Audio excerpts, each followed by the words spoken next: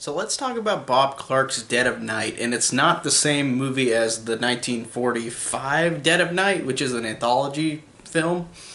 This is one of those movies where I wanted to watch it just because Bob Clark's name was involved in it.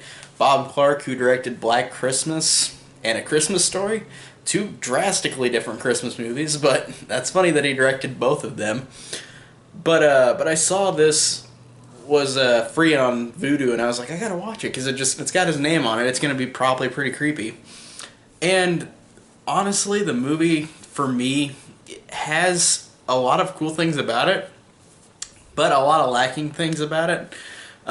This is one of those movies that's pretty, I don't want to say schlocky, but it's where I'll give the plot without spoiling it. It's about this guy Andy who he apparently dies in Vietnam, and then suddenly Andy just appears at the family's doorstep alive, and there's something up with Andy, and that's all I'm gonna say. Now, the movie, without spoiling it, the movie doesn't really resolve what he is. Like, it kind of just, I mean, you could see the obvious thing, like, oh, he's this thing, but like, it never fully implies what he is.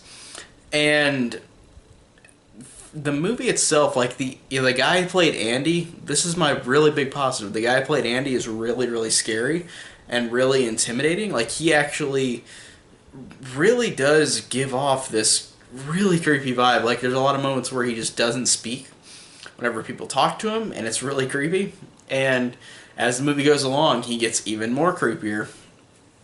And I really liked his performance, but the rest of the movie is just really boring, in my opinion. Like, it's just not, it's not any, like, I feel like it's missing something. It's not, it doesn't feel, like, I feel like it could have been made way better, because I do love slow burn movies, but like, this just didn't work for me. It felt like all the slow burn parts that weren't with him were really just there to add padding. Like, it didn't feel like there was anything that really equaled, like, to warrant, like, this whole movie. Like, the creepy parts I really did enjoy, but the rest of the movie was just, really, I just sat there like, okay, just get to the crazy parts of the movie, because this is one of those movies where I feel like it is obviously made just to have creepy moments, just to have violent moments in it. It's one of those horror movies that does that, and it's not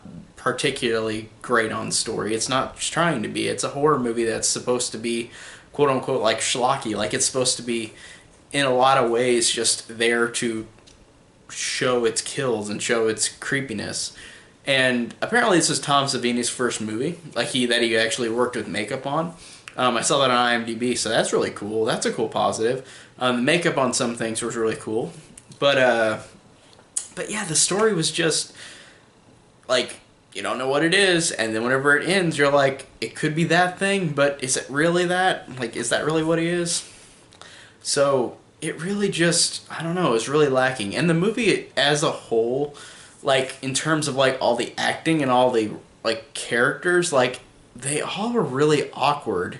And not awkward in the way where Andy is being awkward, because Andy is not talking. He's got something up with him. But all of these other characters, the family members, are so weird. Like, they have such awkward acting interactions to each other, where I don't know if it's, I wouldn't consider it bad acting. It's just really awkward. Like, everything about the movie is awkward.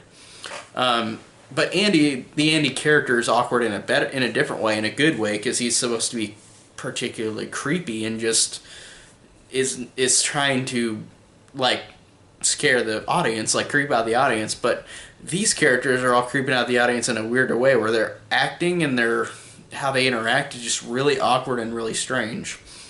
So, again, overall, this is a really schlocky 70s horror movie that was made, I feel like, just to show off the creepiness and the violence.